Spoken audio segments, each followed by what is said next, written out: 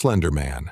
Slender Man is arguably the first mythological creature born entirely from the internet age, originating not from centuries of oral tradition or ancient manuscripts, but from a single image posted on the Something Awful forums on June 10, 2009 by a user named Eric Knudsen, operating under the alias Victor Surge.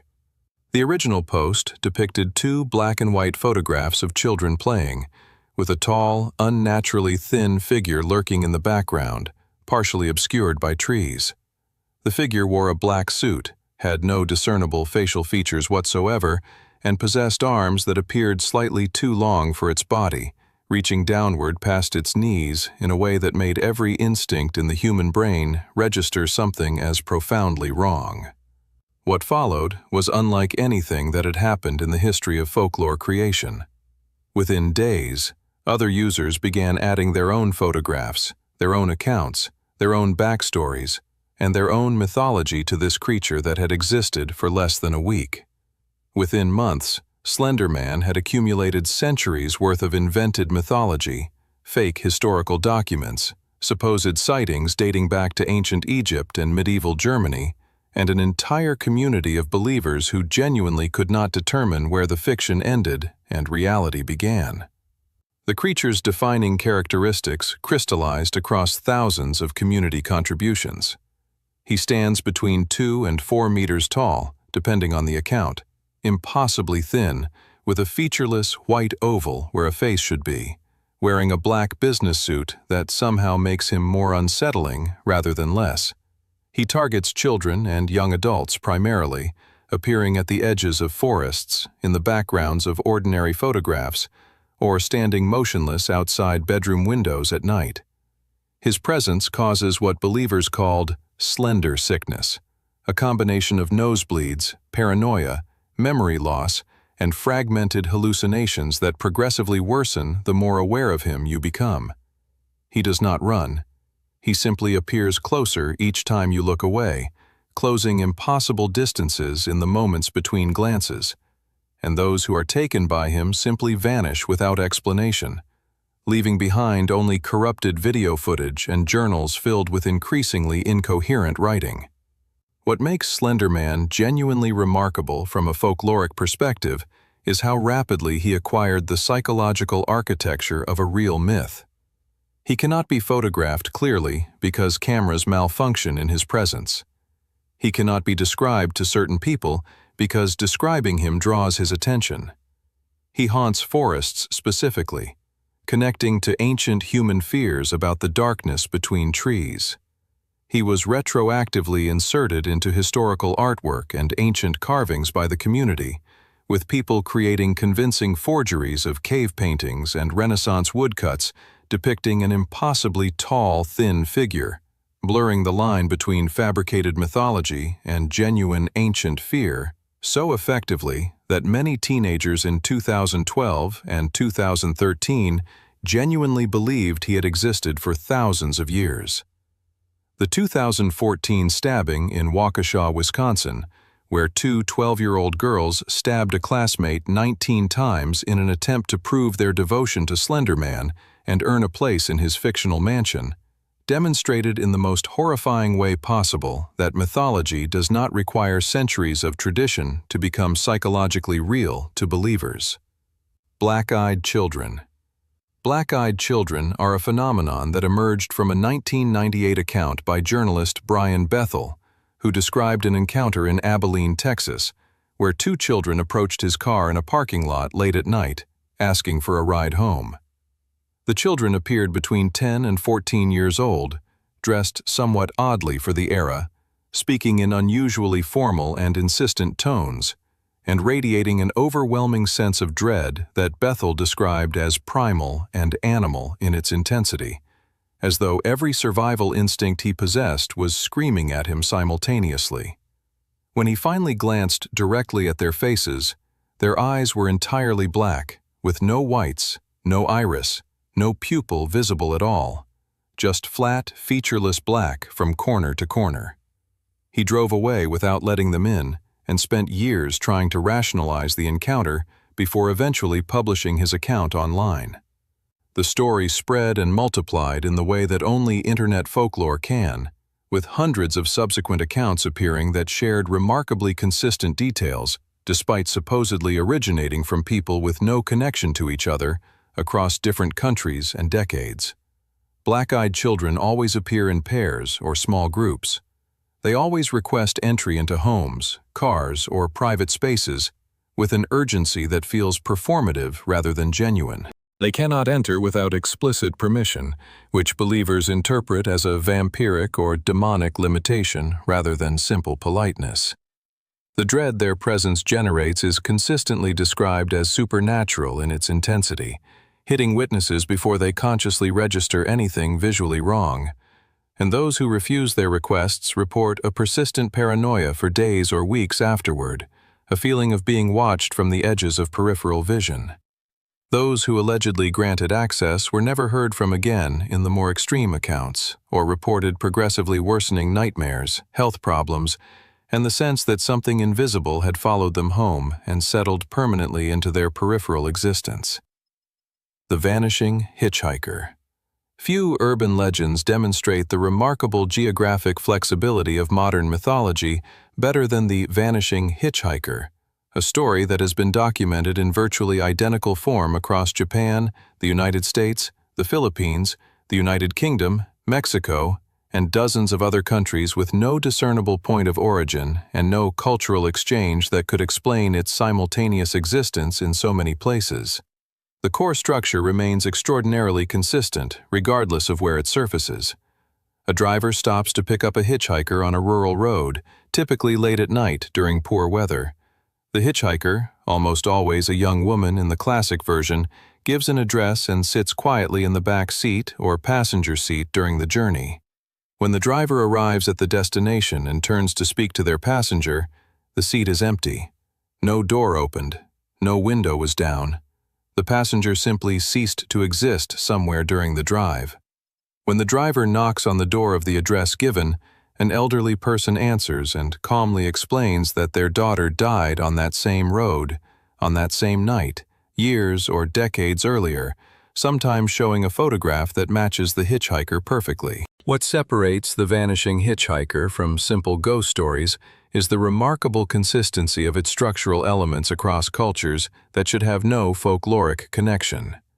The Japan essay version, known as the Raycon or Spirit Passenger, follows the same template as American versions collected by folklorists in the 1930s, which follow the same template as Filipino accounts, which follow the same template as stories from rural England. Jan Harold Brunvand, who spent much of his academic career cataloging and analyzing urban legends, dedicated significant attention to the vanishing hitchhiker precisely because its cross-cultural consistency suggests it may be responding to something genuinely archetypal in human psychology rather than simply spreading through cultural transmission. The story connects the modern fear of road travel with ancient anxieties about the restless dead who cannot complete their final journey, and the obligation of the living to assist them toward resolution. The Hook. The Hook is one of the foundational texts of American teenage folklore, so old and so thoroughly embedded in popular culture that most people who know it cannot identify when or where they first heard it, creating the impression that it has always existed. The story follows a young couple parked at an isolated lover's lane, listening to the radio when a news bulletin interrupts the music to warn that a dangerous patient with a hook replacing one hand has escaped from a nearby mental institution. The girl wants to leave immediately. The boy dismisses her fear and continues the evening's activities until she insists so forcefully that he starts the car and drives away irritably. When they arrive home, they discover a bloody hook hanging from the car door handle, torn off by the speed of their departure. The story does considerably more cultural work than its simple structure suggests. Folklorists have analyzed it extensively as a mechanism for transmitting specific social anxieties to teenagers in post-war American society, where the expansion of car culture had created genuinely new private spaces for young people outside of adult supervision. The Hookman represents the threat that emerges specifically in the absence of parental oversight. the danger that waits at the boundary of respectable society for those who stray into unsupervised darkness. The girl's survival in most versions depends on her instinct to leave, rewarding the impulse toward caution and punishing the impulse toward recklessness in a way that functions as transparent social instruction wrapped in the more palatable packaging of horror entertainment. The story was already being collected by folklorists in the 1950s and remains one of the most extensively studied examples of how urban legends transmit cultural values across generations without ever being explicitly presented as instructional. The licked hand. The licked hand operates on one of the most effective mechanisms available to horror, the transformation of something comforting into something contaminating.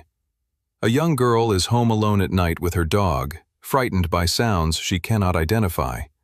She reaches down to the dog sleeping beneath her bed and feels it lick her hand repeatedly throughout the night, each lick reassuring her that she is not alone. In the morning, she finds the dog dead in a closet, and on the bathroom mirror, written in the dog's blood, are the words, "Humans can lick too." The creature under her bed was never her dog. The licking was never innocent. Every moment of reassurance throughout the night was the proximity of something that wanted her to feel safe. The story is almost perfectly engineered to exploit the specific vulnerability of nighttime comfort rituals, the way humans reach for the familiar in darkness, the way that reassurance itself can become a vector for danger. It inverts the basic function of pets as security objects and contaminates the memory of every childhood night spent reaching down toward a warm, familiar presence. That it has no verifiable origin and no documented real occurrence has not prevented it from spreading with remarkable persistence through middle schools and summer camps for decades, passed from older children to younger ones as a genuine cautionary account rather than a story anyone consciously invented. The choking Doberman. What makes the choking Doberman particularly interesting as a specimen of urban legend ecology is how quickly it mutated and spread after first appearing in documented form in the early 1980s. A woman returns home to find her Doberman pinscher choking severely.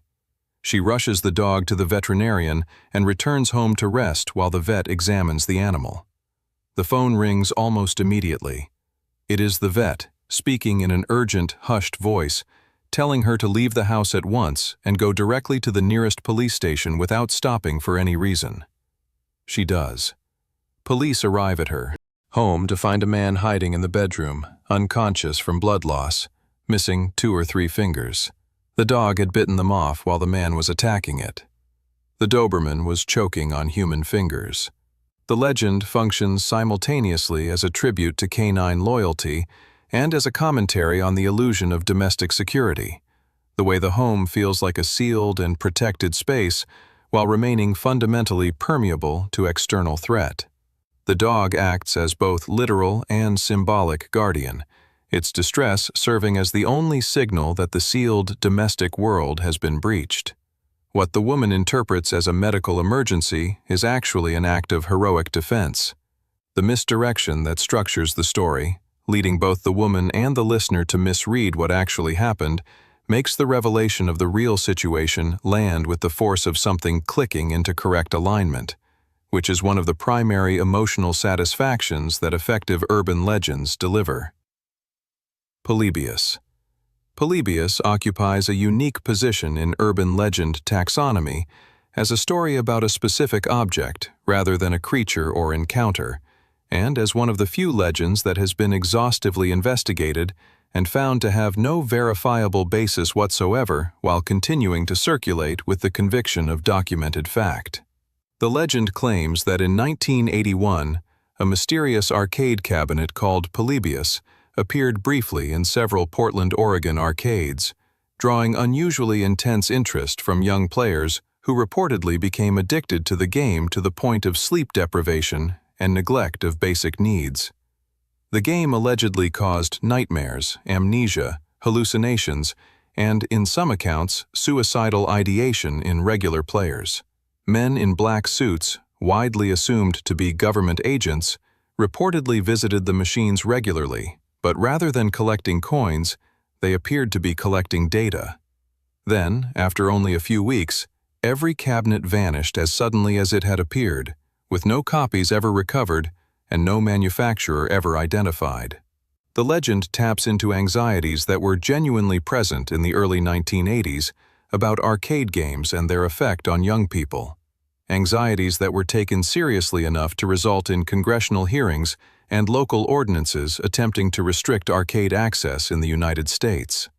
It combines those real anxieties with Cold War-era fears about government surveillance and secret experimentation on civilians, wrapping them in the framework of something that happened to specific children in a specific place at a specific time, which gives it the texture of reportage rather than imagination. Exhaustive searches of Portland newspapers from 1981, interviews with arcade owners from the period, and investigations of every documented arcade cabinet from the era have produced zero evidence that any machine called Polybius ever existed. This has not diminished the legend's vitality at all, which itself tells us something meaningful about the relationship between evidence and belief in the mythology of ordinary life.